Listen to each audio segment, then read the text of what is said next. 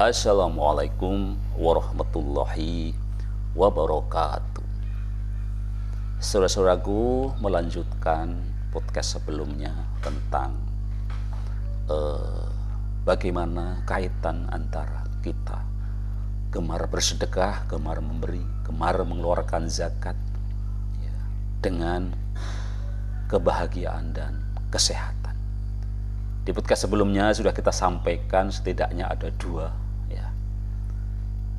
manfaat dari kebiasaan kita memberi. Yang pertama, memberi membuat bahagia, dan yang kedua, memberi akan meningkatkan kesehatan fisik kita. Dan penelitian-penelitian yang dilakukan ini adalah penelitian-penelitian yang mungkin bukan orang Islam ya, tetapi kita pendekatan sains keilmiahan, dan kita memang butuh selalu mencari hikmah di balik perintah, mencari hikmah di balik syariat, ya, hakikat di balik syariat.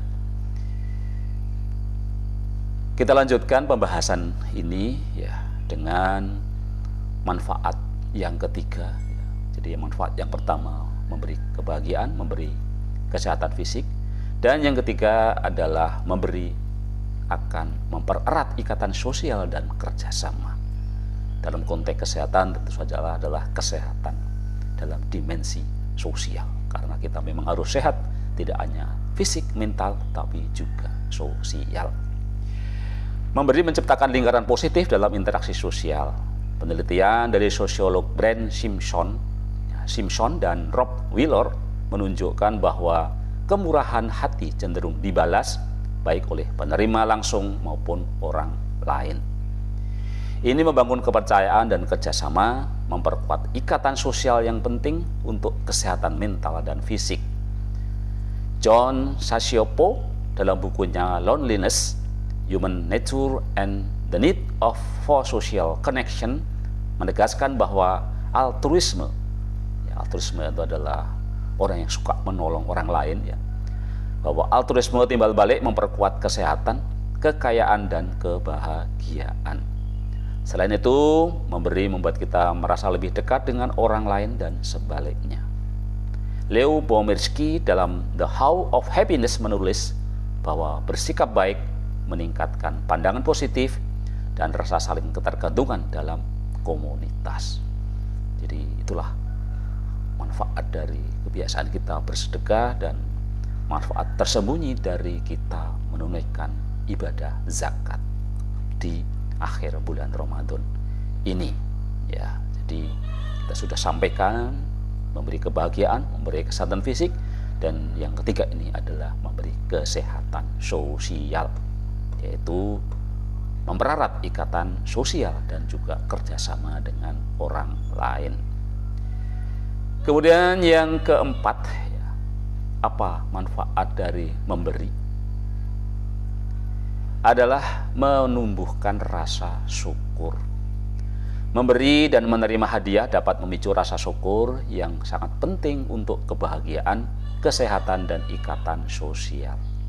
Robert Emmons dan Michael McCulloch dari proyek penelitian tentang rasa syukur dan ucapan terima kasih, Research Project on Gratitude and Thankfulness, menemukan bahwa menumbuhkan rasa syukur pada mahasiswa meningkatkan olahraga, optimisme, dan kepuasan hidup. Studi Nathaniel Lambert dari Florida State University baru-baru ini menunjukkan bahwa mengungkapkan rasa syukur memperkuat koneksi dengan teman dekat ataupun pasangan. Barbara Fredrickson, peneliti kebahagiaan, berpendapat bahwa rasa syukur adalah kunci utama kebahagiaan. Bagaimana kita mau bahagia kalau kita tidak pernah merasa syukur? Dan rasa syukur itu salah satunya dengan kita suka memberi, suka bersedekah, suka berinfak, dan tentu suka mengeluarkan zakat. Dalam Positivity, ia menulis bahwa mengungkapkan rasa syukur meningkatkan kepositifan diri sendiri dan juga orang lain, serta memperkuat ikatan sosial. Ya. Jadi memberi itu merupakan sebuah cara untuk menumbuhkan rasa syukur. Jadi kita memang tidak cukup dengan mengucapkan alhamdulillah wa syukurillah, tetapi dalam konteks hablu minanas, maka jadilah orang yang suka memberi, sehingga rasa syukur kita ini, rasa syukur kita kepada hablu minallah kemudian terimplementasikan dalam hablu minanas. Mari kita selalu mensyukuri apa yang Allah berikan kepada kita, baik itu besar ataupun sedikit, baik itu keluangan waktu ataupun kelebihan materi, kelebihan uang, kelebihan harta. Kemudian yang kelima, yang terakhir, ya, dari apa manfaat dari memberi adalah untuk menimbulkan efek menular kemurahan hati. Memberi memiliki efek domino kemurahan hati dalam komunitas. Studi dari James Fowler dari University of California, San Diego, dan juga Nicholas Christakis dari Harvard dalam Proceeding of the National Academy of Science menunjukkan bahwa tindakan murah hati menginspirasi orang lain untuk berbuat baik, bahkan kepada orang yang berbeda. Efek ini bahkan dapat menyebar hingga 3 derajat, memengaruhi puluhan atau ratusan orang. Memberi juga terkait dengan pelepasan oksitosin, hormon yang meningkatkan perasaan hangat dan koneksi sosial.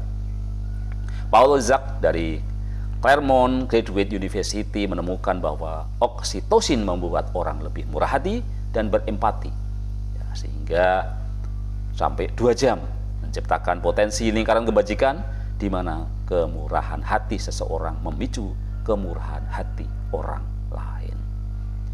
Dan alhamdulillah saya sudah beberapa kali membuktikan itu ya.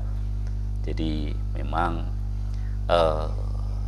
dalam konteks hablum minallah ya kita harus ikhlas. Tetapi dalam konteks sebagai orang yang belajar tentang ilmu kesehatan, saya selalu mencoba mengamati,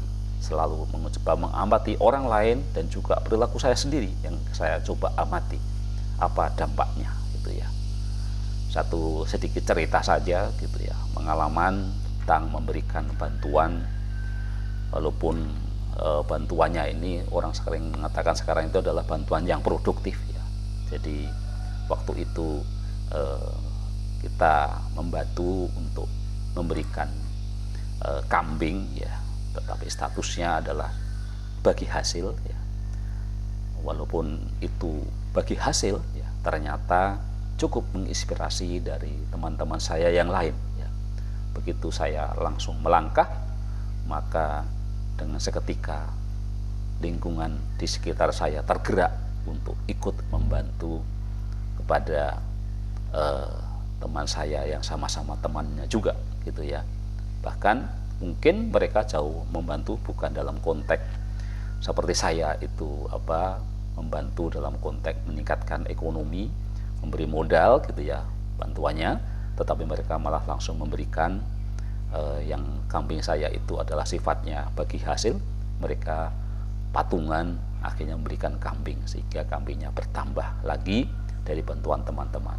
Itu salah satu bukti bahwa ketika kita berani melangkahkan sesuatu dalam konteks memberi ya, baik memberi uang, memberi kesempatan, memberi peluang gitu ya, maka banyak orang yang kemudian bisa terinspirasi.